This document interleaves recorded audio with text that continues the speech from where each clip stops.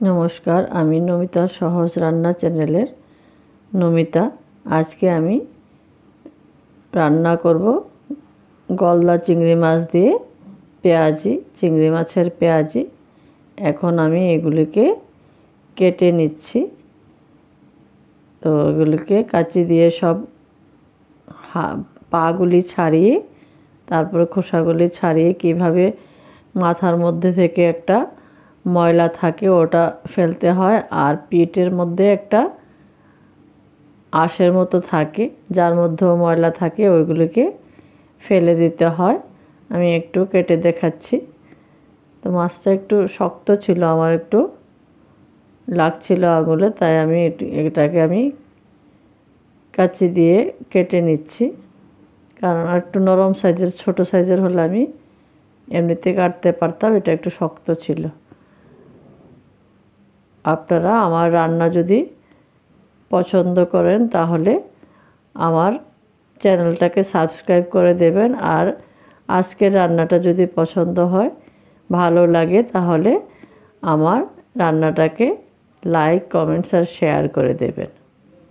তো আমি একটু কেটে দেখাচ্ছি। এই যে মাথার মাঝখানটাতে একটু ময়লা মতো থাকে, এটা অনেক সময় আমি কাটতে গিয়ে দেখি যে চিংড়ি মাছের মাথার মধ্যে ছোট একটা চিংড়ি মাছের মতো, এটা ছোট চিংড়ি মাছকেও খেয়ে ফেলে। তো আমি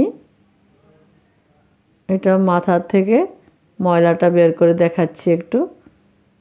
আবার এর মধ্যে মাথাটা থাকে, মজকটা থাকে একটা তেল মতো, ওটা আবার খেতে ভালো হয়, তাই একটু সাবধানে করতে হয়, পুরোটা গলে না যায়। তো আমি এটা একটু বের করে দেখাচ্ছি, বের করতে একটু টাইম লাগছে।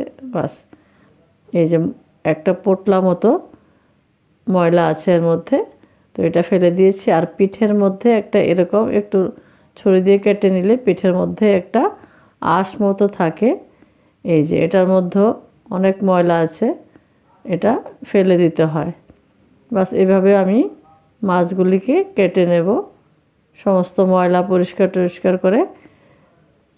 তো আর বাকি যে খোসা আর পাগুলি আছে এগুলিকে আমি ধুয়ে রেখে দিচ্ছি। এটাকে আমি পরে একটু অন্য একটা কিছু রান্না করে নেব। এটা গ্রাইন্ডারে দিয়ে আমি অন্য একটা বাটা মতো বানাবো, আমি ফেলে দেব না, চিংড়ি মাছের কোনো কিছুই ফেলা যায় না। তো এগুলিকে আমি রেখে দিয়েছি, আর মাছটাকে আমি নুন হলুদ দিয়ে ভেজে নিয়েছি। আর এখানে আমি বড় মাপের একটা পেঁয়াজ কুচিয়ে আমি সর্ষের তেলের মধ্যে ভেজে নিচ্ছি। তবে তেলটা আমি একটু কম পরিমাণে দিয়েছি, আমি কম পরিমাণ তেলে দিই। আর এর মধ্যে দিয়ে দিয়েছি 6-7টা কাঁচা লঙ্কা, আর একটু হলদি পাউডার, আর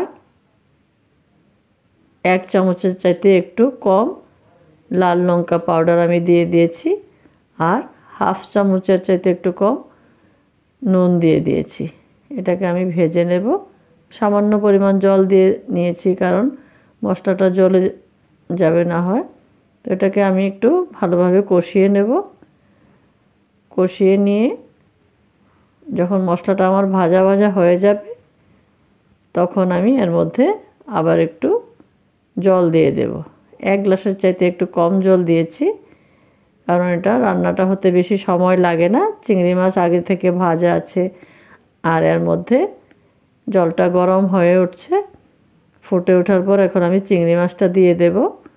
আর চিংড়ি মাছ অনেক বেশি রান্না করলে আবার শক্ত হয়ে যায়, তাই আমি চিংড়ি মাছটা দিয়ে একটু ঢেকে দেব। এখন আঁচটা মিডিয়াম আঁচে থাকলেই হবে, বেশি আঁচে দিলে জলটা আবার শুকিয়ে যাবে। একটু মাখা মাখা ঝোল মতো রাখবো, বেশি শুকনোও করব না, বেশি ঝোলও করব না। তো এটা আমার মোটামুটি হয়ে এসছে, আর একটু হবে। এখন আমি এর মধ্যে আর একটু বেশি কিছু বাকি নেই, একটু জিনিস বাকি আছে। এর মধ্যে আমি কোচানো ধনে পাতা দিয়ে দেব। বাস, এখন আমার রান্নাটা একটু নেড়েচেড়ে নেব। রান্নাটা আমার প্রায় শেষের পথে হয়ে এসছে আমার রান্না। এইটুকু ঝোল ঝোল টাইপের আমি রাখবো। এখন আমি এটাকে নামিয়ে নিচ্ছি। এটা ভাতের সাথে খুব ভালো হয় খেতে। যারা খেয়েছেন তারা তো জানেন, আর যারা খাননি তারা একবার এভাবে বানিয়ে খেয়ে দেখবেন। একটা চিংড়ি মাছের পেঁয়াজিতে ভাত খাওয়া হয়ে যায়।